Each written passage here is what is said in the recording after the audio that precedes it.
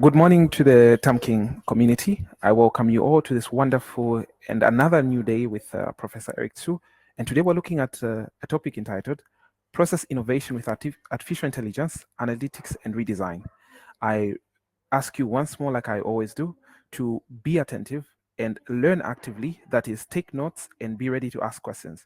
With that said, I'll let Professor Tsui guide us in the lesson. Professor Tsui. Thank you very much, and good morning to all of you. It's welcome for attending this seminar. I thought, hopefully this title would stir up a lot of discussions and help to inspire your ideas about how to do process innovation. And I like to, state three different topics in process innovation. First one is how AI can actually contribute to process innovation. Secondly, what about analytics? Analytics play a very important role with data-driven decisions. And thirdly, when we need to, redesign our processes, obviously AI can play a role, but as a human being, we should not forget about the basic, modus operandi for, improving processes and redesigning them. So that is, the entry point. Now, I would also like to, explain to you about the importance of process management and process innovation. So many people may think that, today we are all talking about innovations. We are all talking about divergent thinking. So, process management may be kind of a boring thing because it's too standardized and it's too systematic and things like that. Well, it is, but it's still got a role. Let me explain.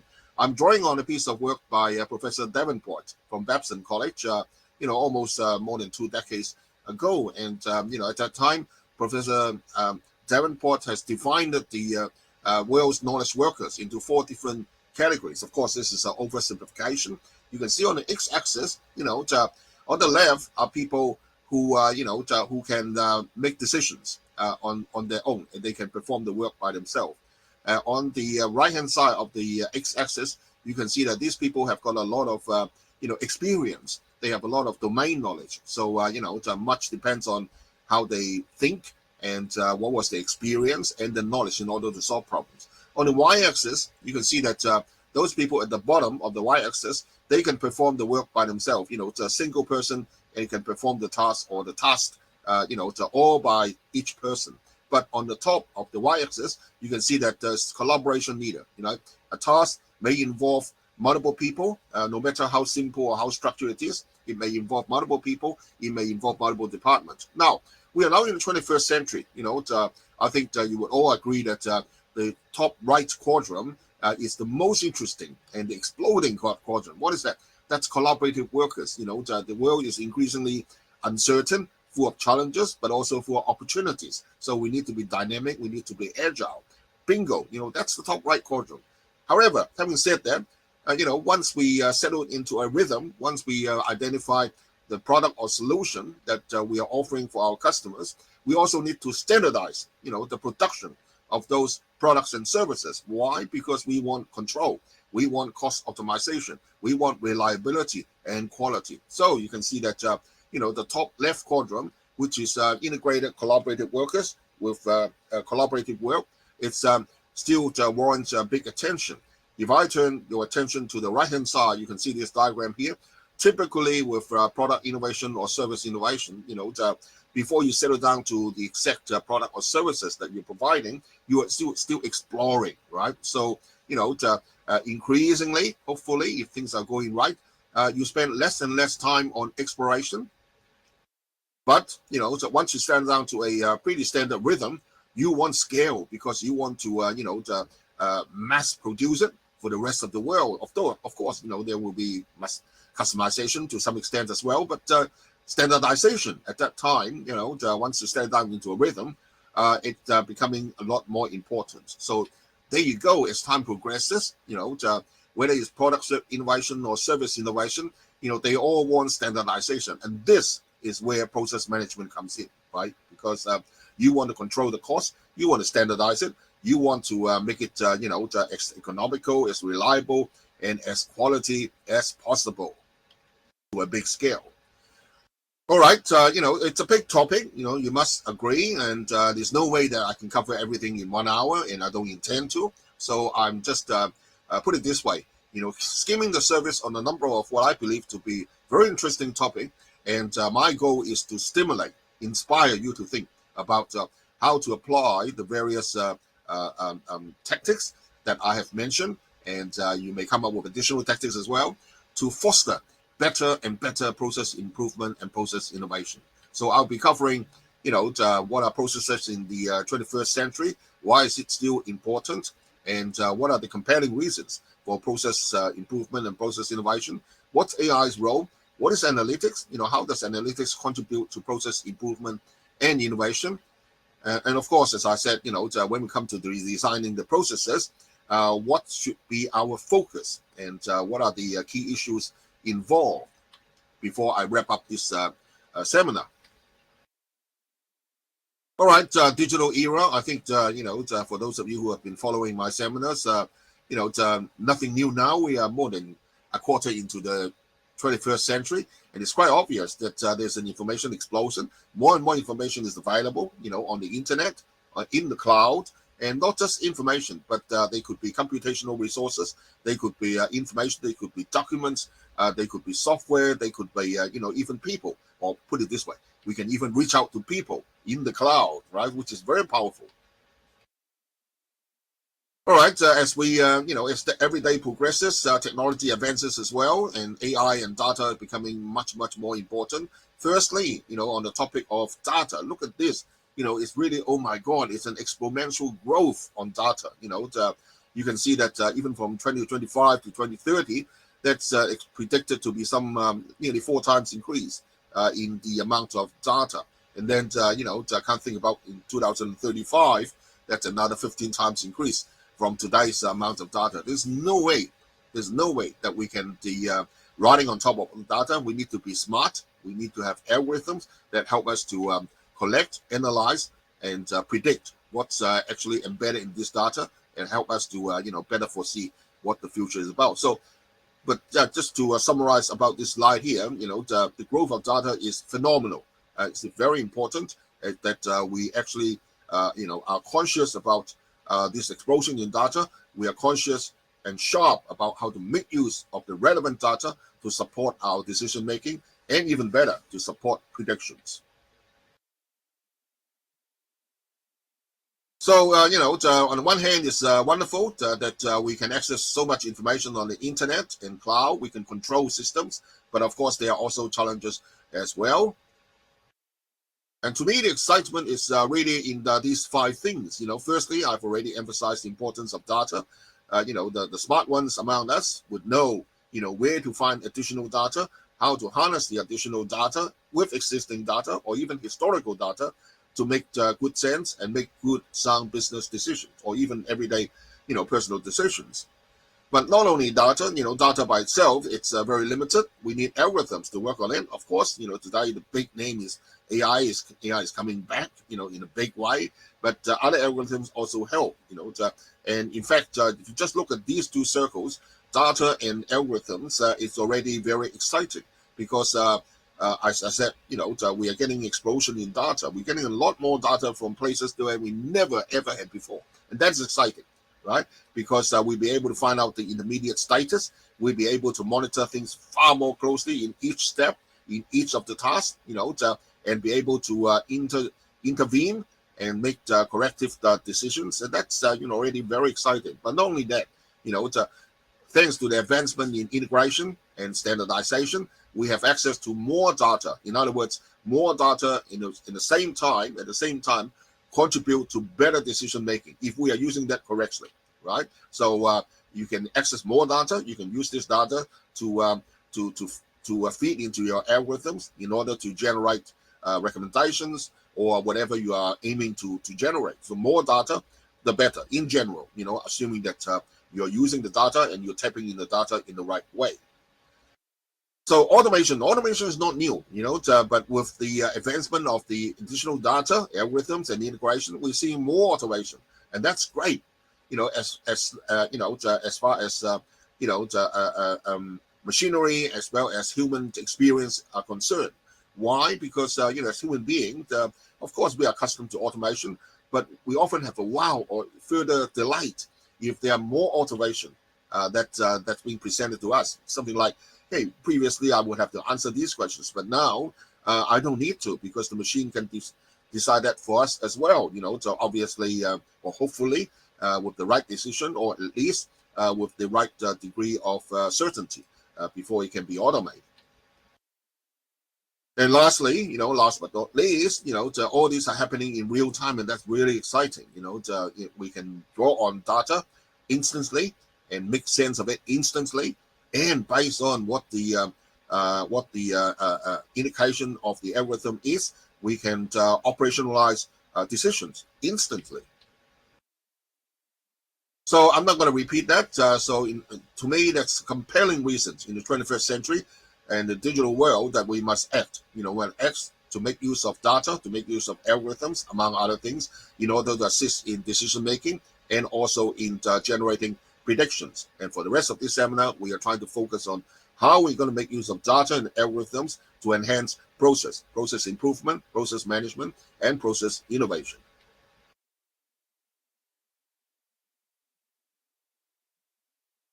All right, so because it's about process innovation, I think it pays to spend a bit of time to further elaborate exactly what are processes. Well, in a nutshell, it's a number of actions or functions done in a sequence in order to produce a desired result. So in other words, there is a sequential nature of the task that's being involved. And there's typically, a number of tasks or subtasks involved, okay? And furthermore, for each of these tasks, I will talk about that a little bit later. There may be decisions to make. There may be additional input to provide, and there may be, the comparison and decision to branch to some other parts of subsequent tasks as well. Processes are all around us. You can't escape it. Everywhere. In a bank, you have to line up, and you are being allocated a ticket. At least in Hong Kong, in many Western banks, before your turn. So. And sometimes they may further ask you, or first ask you, about the nature of your visit to the bank, and therefore they can streamline and differentiate the different queues, and then send you to wait for that queue. Sorry, let me go back.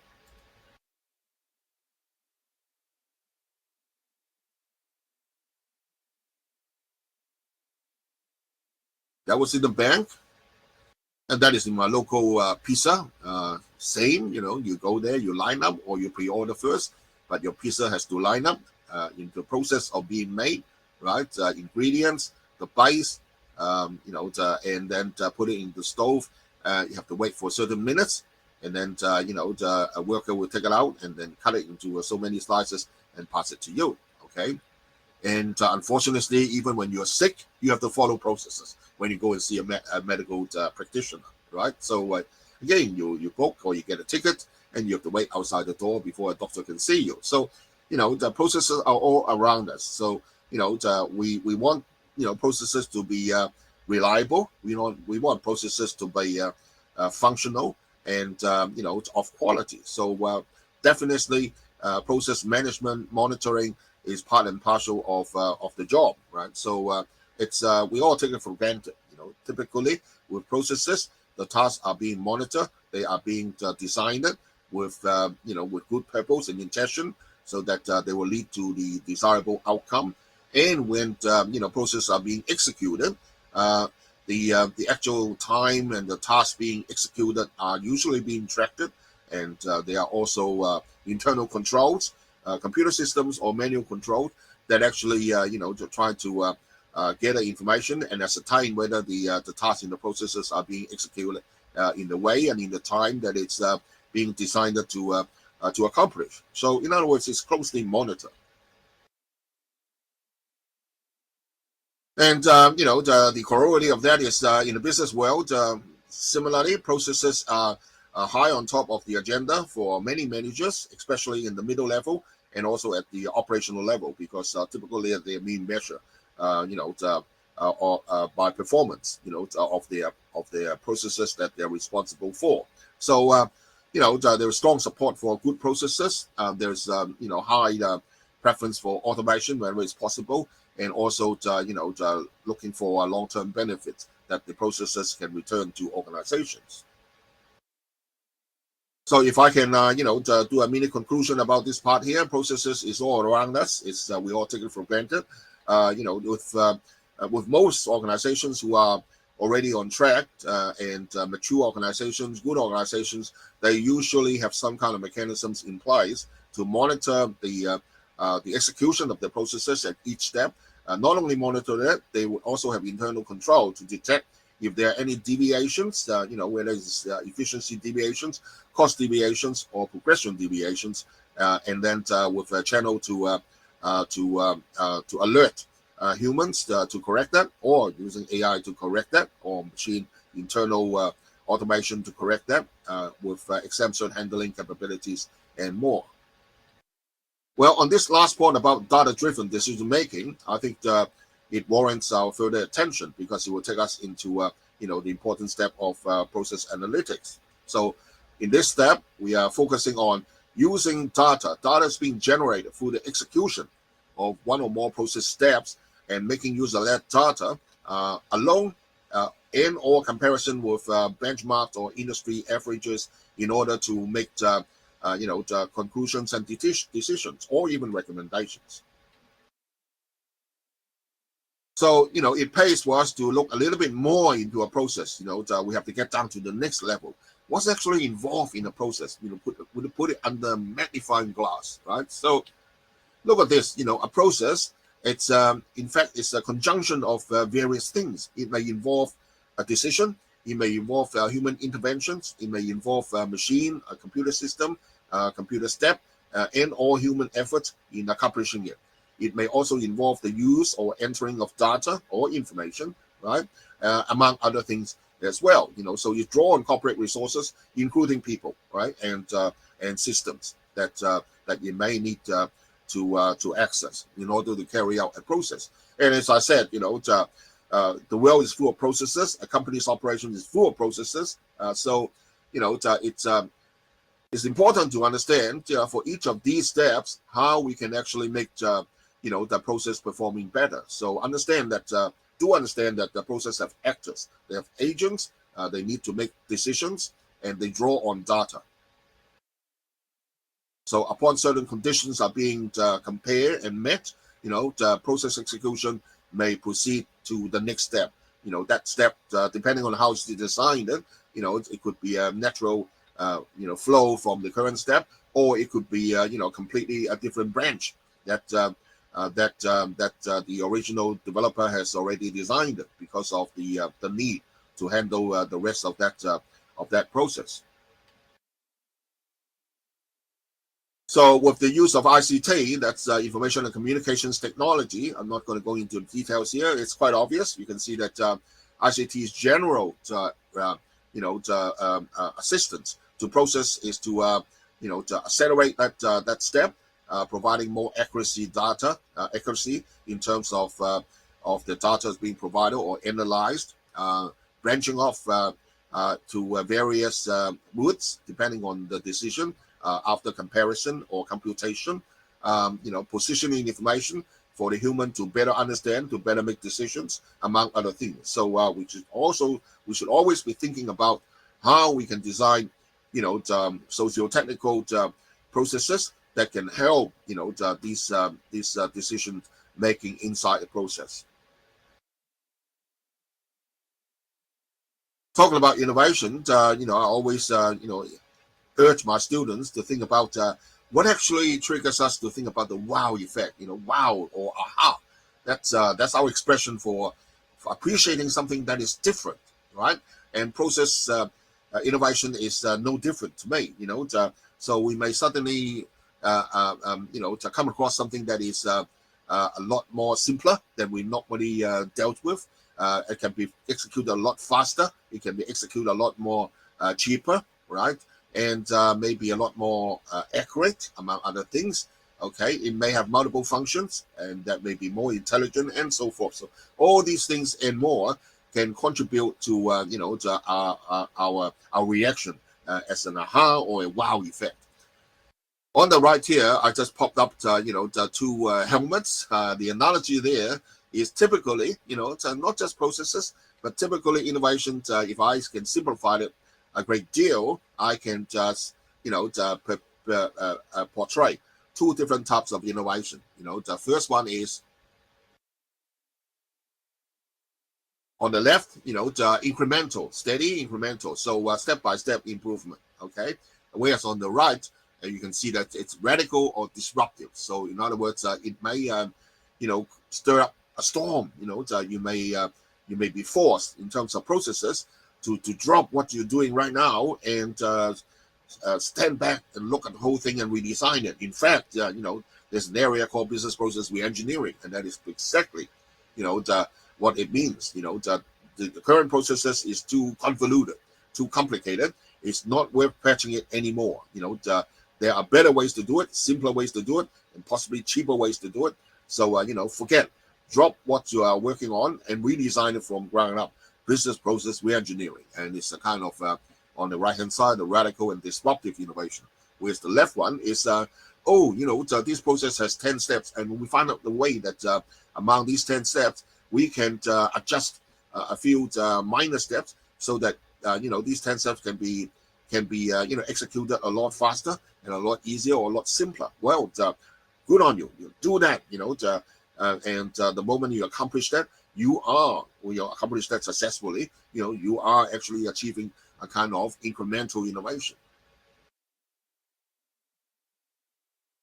So that takes us to the topic of, it's opening up the whole, family of business process management. It's a big area. It's a big area that, of course, the organizations are very, very devoted in, and so they should, because that drives the bottom line cost in a big way, right? So you can see that, today's seminar is it's too limited time to talk about all the areas, encapsulated inside the BPM family. But I do want to point out two that we can further drill on, and that is process improvement and process innovation. Well, I would say that as with many areas, there is a big gap between theory and practice. And unfortunately, process management, we also have the theory and practice gap. Now, I'm going to play an animation, and let me just try that for a few seconds, and you can tell me whether the sound is coming through or not, okay?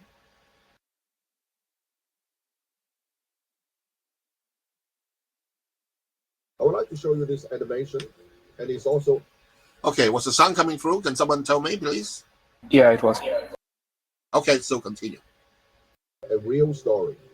At our university, all students are encouraged to take summer placement, especially during the final year of study. I recall some years ago, I had the pleasure of being offered a 3-person placement in Shanghai, China, by a large IT global company working on process mapping. So they asked me to provide 3 students to go up to Shanghai for 3 months and help them to map out the business processes. You 3 are very lucky students, because finally, I've allocated the process mapping project for 3 students to you 3. You'll be traveling to Shanghai, China, and stay there with accommodation support for the entire 3 months, June to August, to study process mapping for a very large global IT company. Wow! Wonderful!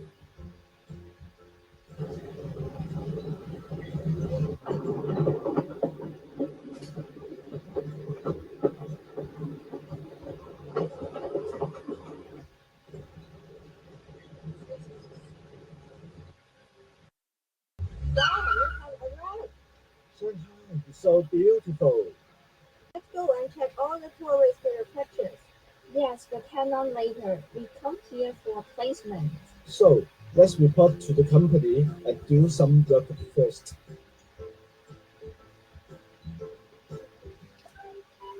Good morning, Director. We are the 3 students assigned by Professor Tsui from PolyU to come to Shanghai, attach your company for a process mapping project. We are very excited for this project, and we thank you very much for offering us this opportunity. Very well. We welcome you to this firm.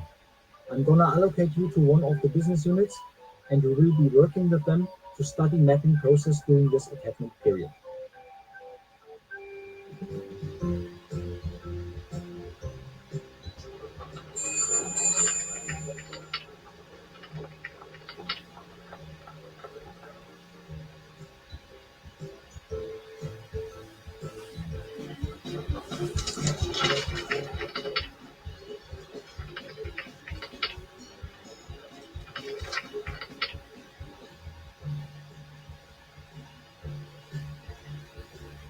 Hey, we are close to the end of this attachment period. Yes, we'd better start to draw the process. Let's draw the process so we can show it to Professor when we return to Hong Kong.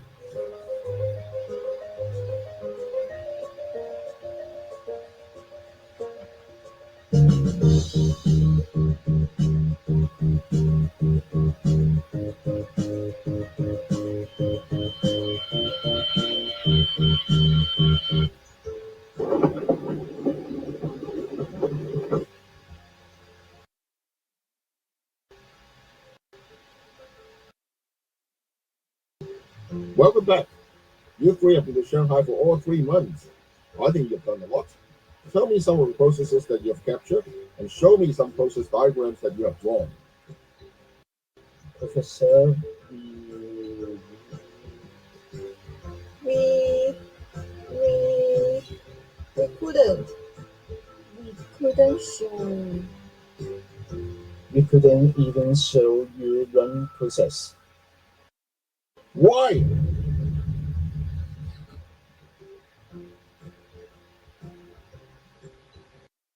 How come? This company is so large. We have met many people, and the different departments have different rules. Everyone from the same departments has different versions, interpretations, and understanding about the same process. We have tried again and again to contact them, but this company is so large. You see, they have set guidelines. However, no one is following it actually, and it seems that they don't even have consistent understandings on the process. We have no time to double check which version is more accurate and how to align. We end up with nothing documenting about any of the processes.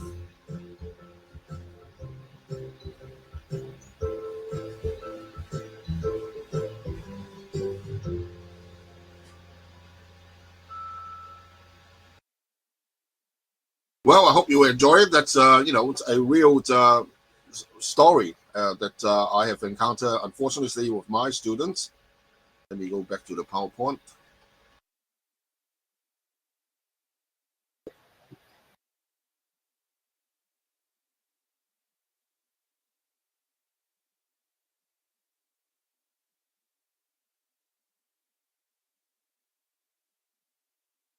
Okay, so that was the theory practice gap, and it's very real because it was a real story with my students, many years ago, and I'm sure that the same problem pretty much exists, especially in large organizations today. So it's a shocking revelation that despite all the urge and the energy that organizations put in for process management, it's actually a deploring performance. That there's already there's no common understanding among employees in different departments about process, and it is so hard, if not impossible, to to draw the one process that everyone agrees with.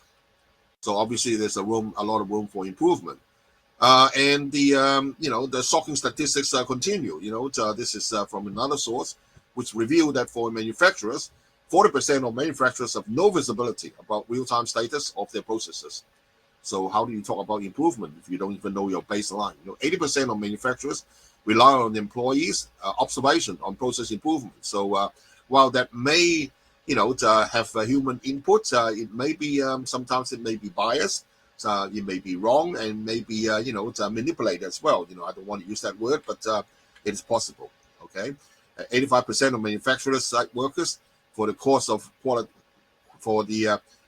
quality issues, and I think they should go to the data to find the truth and the factual situation rather than just listening to employees' comments. Okay, and 55% of manufacturers indicate the best way to decrease the cost of quality issues is better employee training.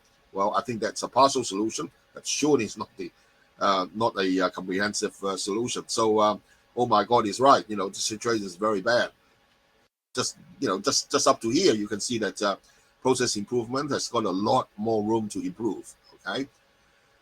Well, I think already concluded by covering the information on this slide. So the stocking situation continues and is widespread, unfortunately. However, if I go back to the innovation aspect, this is the Dublin 10 types of innovation, which is commonly cited from the internet, and process innovation is definitely one of them.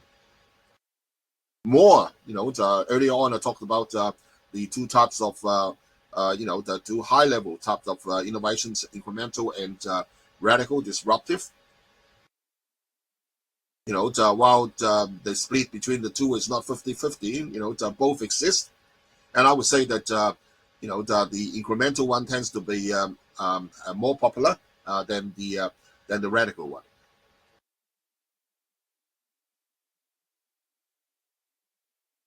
So, process innovation also has, of course, benefits and risks as well.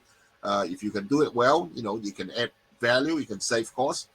You can, produce a better customer experience, right? And you can help to, to retain your staff and enhance motivation, among other things. But there are also risks, especially if you're not sure about the source of your data and also the authenticity of the data. Process innovations usually are not being valued highly compared to other types of innovation, because that many people bracket that as systematic and take it for granted. It's completely or almost completely internal. So even if you have done very good work there, it may reflect on the bottom line, but it may not be that obvious. And certainly outside people, external customers may not know about it. So that may not be offering a lot of incentive for the employees who have actually achieved that kind of success.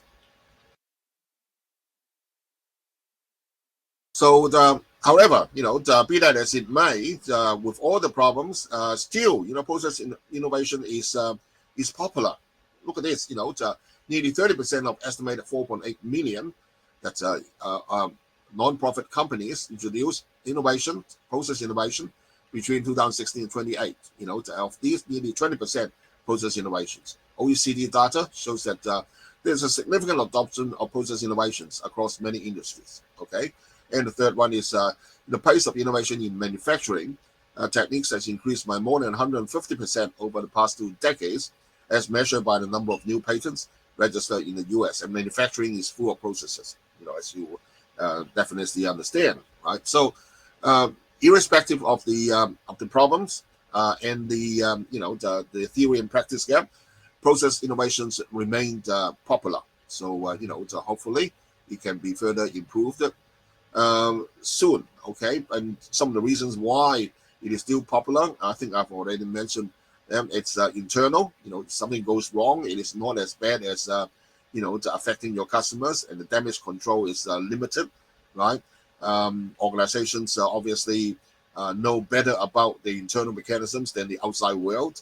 They have access to the internal data, so it's all, when you combine all this, it's a natural step and a safe step to start with your processes. Start with your internal processes first, and only if you master it, then go with your external processes. Of course, this is not a universal rule, but many companies and many managers do, exercise that level of thinking and start with internal processes first. So a quick run through about some of these process innovations. As long as you have, if you have ordered something from Dell computers before, that Dell actually, developed their website so that a customer can co-design or co-configure the computer with the software. So, that's seen as a kind of a process innovation where part of the control is shared with your customer. Another one of project manufacturing, and this is back in the initial Ford days. That was at the thick of the third industrial revolutions, and the jobs are very specific, compartmentalized. every worker is trained to carry out something repetitively, efficiently. So that way, organization have better control about the throughput and also align the production of parts and eventually the assembly of a whole car. Of course, this has changed quite substantially nowadays, but in the third industrial revolution, that kind of process design is very common and has worked beautifully at that time. Okay, and this is with Netflix, and Netflix has completely revolutionized the enjoyment of movies, right?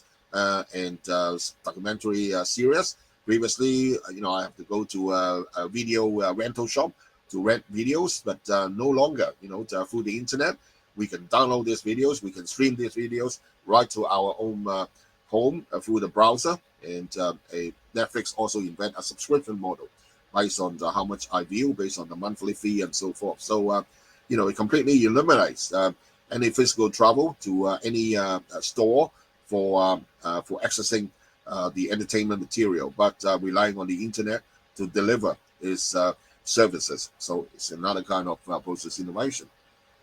Similarly, this is pizza making. The previous photo I show you is you can order pizza online, but you still have to go to the shop and human does it. But now you can order it on site, you can order it remotely, and guess what? The pizza shop may not have any human being at all. And there's a much wider variety of ingredients and options that you can put on your pizza. And the pizza is generated by robots. Very interesting. Okay.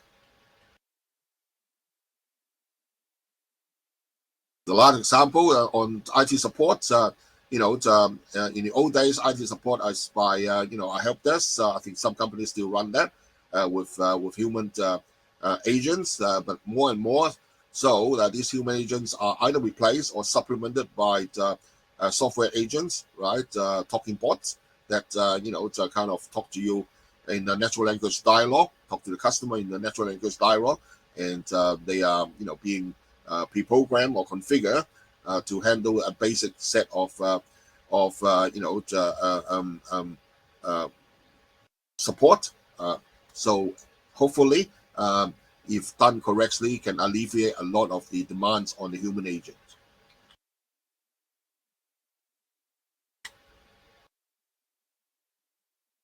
Okay, given the passing of time, I just very quickly talk about AI. Maybe I can go to directly what about the applications of AI. Well, in a nutshell, using data, especially using data, AI can help to predict processes. AI can help to analyze the efficiency of the steps in each of the processes. AI can help to discover, whether there are any steps or amalgamation of certain steps inside a process. AI can generate recommendations for the process manager to consider, so that the decision making is hopefully much more reinforced with informed data, among other things.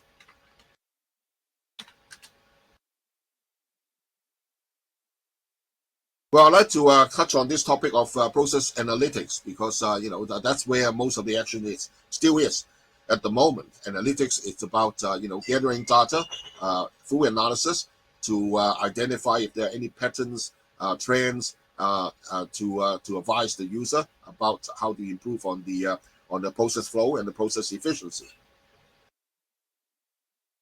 So process analytics is important because it helps to make better decisions, and it can also help to convey necessary information. Otherwise, it may not be noticed by the human being, and that information may be instrumental for innovation, for improvement purposes.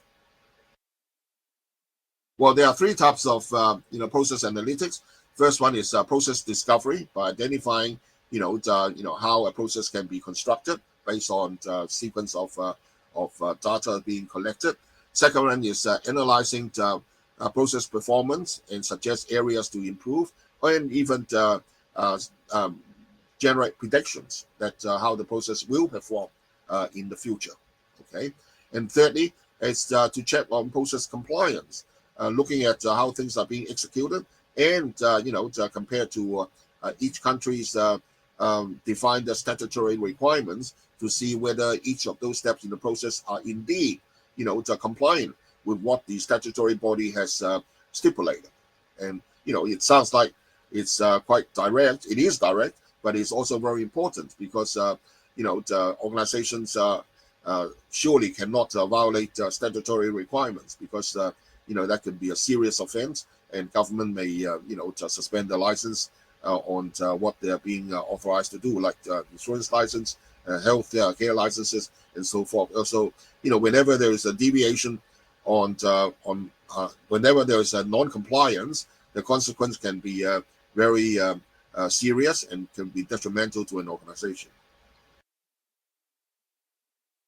So we can have three types of analytics: descriptive, predictive, and prescriptive. Descriptive is, quite direct. It's summarizing the data, presented, and maybe highlights the areas that may be deviating from the norm, and let the human being make decisions and make corrections if needed. Okay. Predictive is, as I mentioned before, with all the volume of data already collected, algorithms can try to predict, foreshadow what may happen. Given that certain phenomena has happened before in the past seasons, so when the next season comes around that time, perhaps this may happen as well. So it may happen, but however, still it would be a good piece of alert for the manager or the human being to decide whether they should prepare for it, right? To prepare for it, whether it's a good thing, an opportunity, or it could be a pending risk that needs to be mitigated. Okay. And thirdly is prescriptive, and that goes one step further than prediction, offering advice about what should be done in order to, for example, take advantage of that opportunity in order to mitigate that risk, even if it's a risk, of course. Right, so this is a descriptive, and what you see on the right-hand side is a typical, what we call a dashboard, right? So it's a collection of statistics in a very summarized way, in a very visually expressed format as well, so that at the flick of an eye, the human being can see what's happening, at the right level of abstraction, right? So that he or she can, ascertain whether things are going right, things or areas that may need further attention, and then hopefully can trigger the right decision to address those areas that need to be, attended to. Predictive is, as I mentioned before, processes are not happening just overnight. For commercial processes, they are happening 24/7 by 365. So over time, you do collect a lot of data about the execution of your processes, and that data is not to be underestimated. That data can be used very effectively and very resourcefully to hopefully correctly ascertain the situation and even predict potential, fluctuations in the forthcoming future, right? So, drawing on this opportunity, processes can be predictive and alert the human, as I mentioned earlier, about what may happen. And this is particularly useful in healthcare applications as well as in insurance, because while the past is obviously not always a guide for the future, but sufficient data about the past is a good enough guide for the near future, especially. So at least this will generate, you make at least good use of this data, can help to provide supplementary information to help with human decision making, whether it's budgeting or risk aversion or some other preventative measures. As another example about in insurance, given that insurance company has handled thousands and thousands of claims before, it has probably seen almost every cases that being sent to the company for claims, right? So we're trying to compare an incoming claim with what it has resolved before, as close as possible. There are algorithms that help, machine learning and AI algorithms to help generate and predict about how the insurance company may eventually settle this particular claim, in future based on past experience. So what is that good for? Well, that the assessor, the insurance manager, can then decide whether they have to allocate sufficient budget to settle that claim, or to take other actions if he or she decides that this new case is different enough from previous cases. Prescriptive, as I said, it goes one more step than prediction. It actually gives you, a plan, or suggests you a plan on what to do in order to either take advantage of the pending opportunity, or to apply risk mitigation measures, so that to at least theoretically to limit the potential negative impact to whatever your business may be subjected to. Well, that's two examples there. The first one on manufacturing plant. Assuming that you collect data from many of those movable devices, you have plenty of data to analyze, across all the robotic arms, across the automation in the whole plant. Perhaps you can also identify, based on the similar models, similar age and wear and tear, which are the machinery that may be breaking down potentially in the near future. So having that information is very useful, because the factory manager can then decide whether to suspend that particular production, and then address to the maintenance first, rather than facing the unexpected shutdown. Okay, and similar case for the UPS truck there.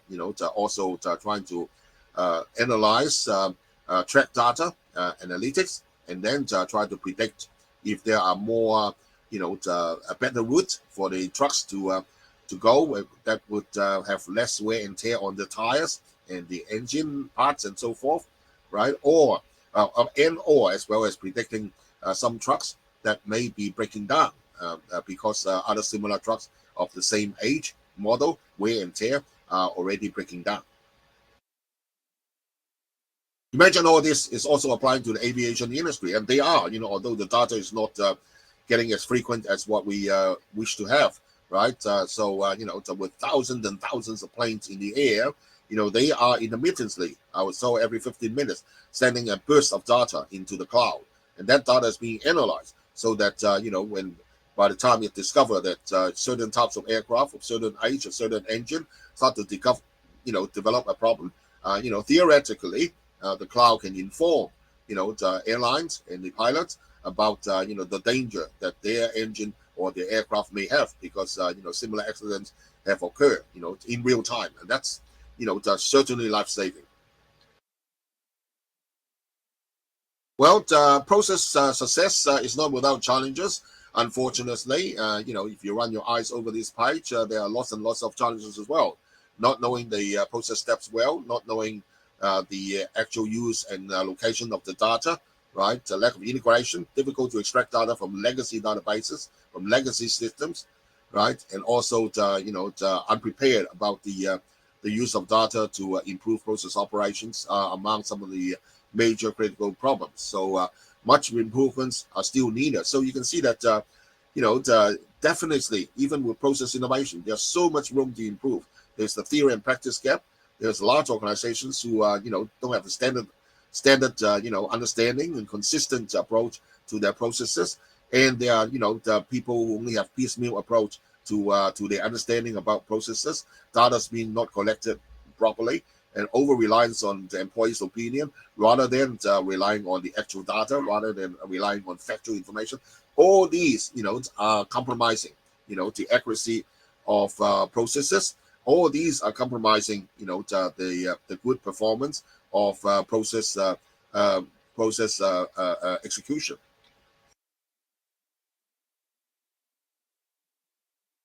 Okay, maybe very quickly on process redesign before I finish. And as I said, process can be redesigned by using AI these days. But I think as human beings, we should also, at least maintain our critical thinking about how process can be redesigned. And I like to, draw on two categories. Firstly, they are processes that basically performed conventional steps, which is carrying out tasks systematically, and they're supposed to carry these tasks in a straightforward way, and we can collect data and improve that if possible incrementally. There are also processes which can be considered to be more innovative, disruptive, and even transformational, and those are the ones that typically, if we are doing well, can translate to big gain in process innovation. And this could be reducing the time and cost dimensions, reducing the intermediary so that the process can be carried out a lot more simpler and a lot more faster, of course, and also perhaps automating certain steps with the automatic retrieval of information and data and AI, among other things. So the innovative one, for example, we can have involve a third party to drive a part of the process. That's almost like open process innovation, so that the organization itself can actually part some of the steps in the process for a third party to carry out. Okay, that third party can typically be a customer or a consumer, right? Introduce more parallelism in the process, and that means things can be carried out in parallel, and that means it's faster and possibly cheaper, right, and simpler, right, in the execution of processes. Discover or generate a new information piece of knowledge. Well, generating new knowledge is extremely valuable because that's the source of innovation, right? And also leveraging new functionality of a device, like mobile devices and other technological advancements. So making use of that, so that somehow it alleviates the work to be performed by the human being, whether that is manual work, systematic work, or intellectual thinking, right? And also at the same time produce the wow and the aha effect. So leveraging new functions, typically provided by advancement of technologies. So I retrieve this slide again and ask you to put on your magnifying glass with the process improvement lens, right? What does that mean? Think about how ICT can improve each and every one of these, right? Access to data, executing systems, making decisions, retrieving information, right? But not only individual steps inside a business process, but also look at it as a whole. So maybe you can simplify some of those steps by by connecting and focusing on a number of these steps, okay? A number of these elements inside a business process. So whatever that is, try to aim for this game changer. Hopefully can generate the aha or the wow effect for the customers, for the user. That customer can be your colleagues as an internal customer. You can also be an external customer, your real customers as well. All right, so let me come to the conclusion, right? So I think I've covered most of these topics. The digital era, the data information are in abundance. They are very, contributory to process improvement. The volume of data generated is going through explosive growth. Appropriate use of the data can create smart and automate decision making. Processes are all around us. They guide and help us accomplishment of tasks. However, relatively few organizations are collecting data to measure their processes. A lot needs to be improved. Innovations can range from steady, incremental, stepwise innovation to radical disruptive innovation. AI, Internet of Things, analytics can support process improvement as well as process innovation. Process redesign should be data-driven and based on set objectives. It can be done at the micro and also at the macro levels. Mind the theory-practice gap. Theory and textbook knowledge may not be readily applicable to the real world. Finally, for those of you who are, involved in processes, you would understand. For those of you who are not, then I'd like to remind you, process innovation is not a project. It is a journey, okay? Process innovation is a journey. So you will never reach out for the sky in the first step. It has to be iterative towards the right direction with improvement. With that, thank you very much. I'll pass it back to the MC, and as he foreshadowed earlier, we invite questions. Thank you. Thank you very much, Professor Tsui. And like he's already stated, we now open for questions. For people that want to open their mics, you can open your mics. But Professor Tsui, there are already some questions in the messages. If you Let can go me ahead check and them. go through them.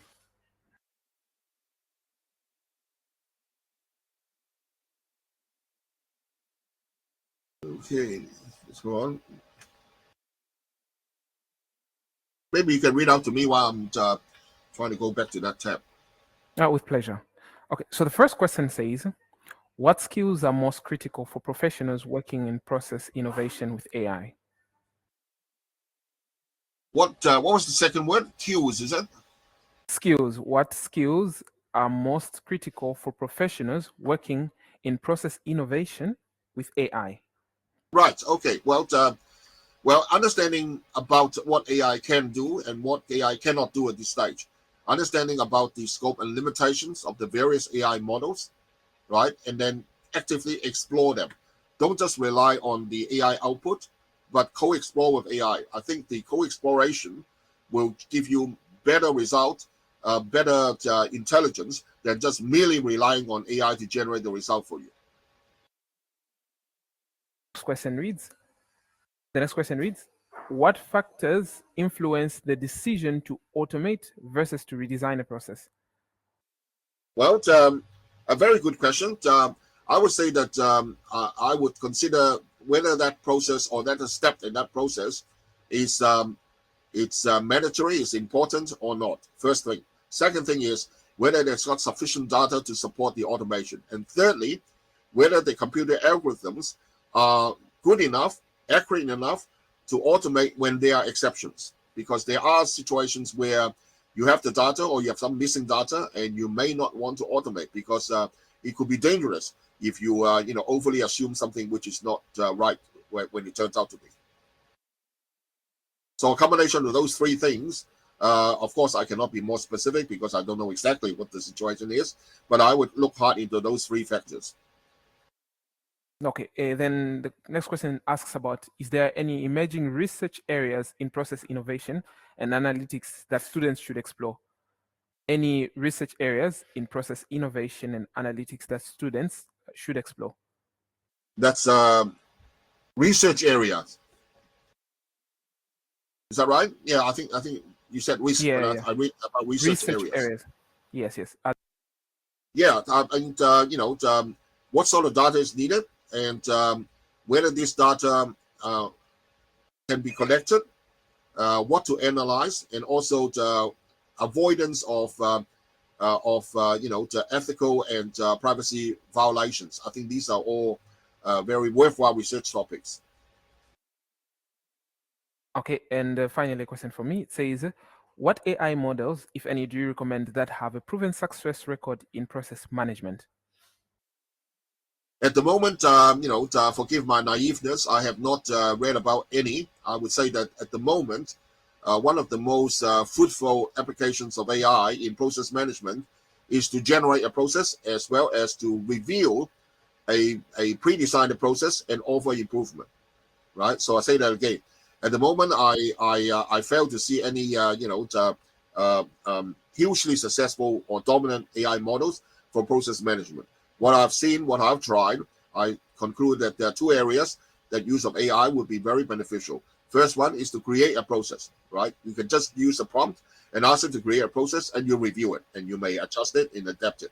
Second is you may have already got a process, all right? So you can somehow describe it in a process diagram using the BPMN notation or others and ask AI software to comment on it. Now, that may not be right, but again, as I said earlier, we don't just rely on the output of AI. We rely on the interaction with AI so that it may enlighten us something that we may have overlooked, and from there we learn. All right, then I have a final question on ethics. The question goes as follows. Assuming you've done process innovation and you've analyzed and you are about to redesign, now in the end, you discover that it is very efficient. The process that you've determined and redesigned is very efficient. It's so efficient to an extent where you have to lay off hundreds of people. Now, how do you balance process innovation that is very efficient with ethics on employing people and removing people Yeah, I from work. understand what you say. Well, hopefully it's not something happening overnight. So we have to prepare for that.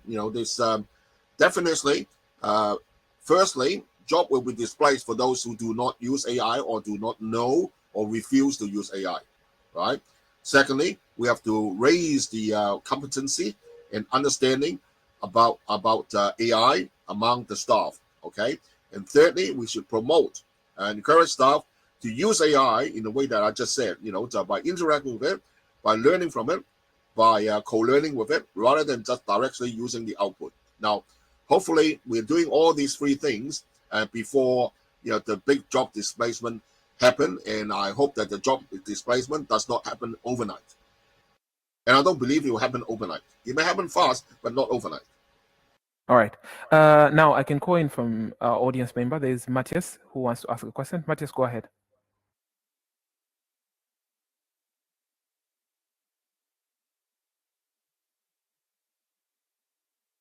Matthias, you have your hand raised. You can go switch on your mic and speak. Or you can type.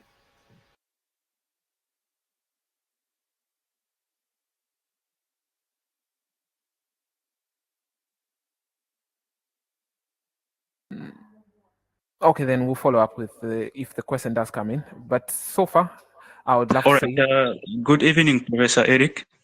Hi. Yeah, am I audible enough? Yes, thank you. Well, I am Matthias, an engineering agriculture student here in Morocco, and I just have 3 questions for you in relation to agriculture. The first question is, how can AI-driven analytics optimize crop yield prediction and resource management to reduce waste and increase profitability? Well, firstly, I'm not in agriculture. I've read about some applications, and typically the ones that I've read, they are using IoT, Internet of Things, to to implant sensors in the crop plant and then monitor this data, as well as drawing on weather data to to make appropriate decisions on how to protect the plant, and also how to or when to harvest it. Right, but I'm not a specialist in that particular area. I can direct you to read certain books which cover case studies in those areas, and because I'm also partially teaching for FARA, which is the agricultural research group in the middle of Africa. But I must confess, I'm not a person specialist in farms. Okay. I get you. Although, what books can you recommend for that, since you are not specialized in that field? Can you do a search? I'm pretty sure I've came across a few, but if you can do a search on agriculture case studies with AI, I'm sure even Google can deliver you a few, but you can use AI to locate a few books as well. If you cannot, come back to me, and I think I've got a few titles that I have kept before. All right. Since you are not specialized in agricultural field, then I would ask you to connect with FARA, the Federal Agency for Agriculture. All right. Thank you so much. Yep. Thank you very much, and it was a wonderful session today.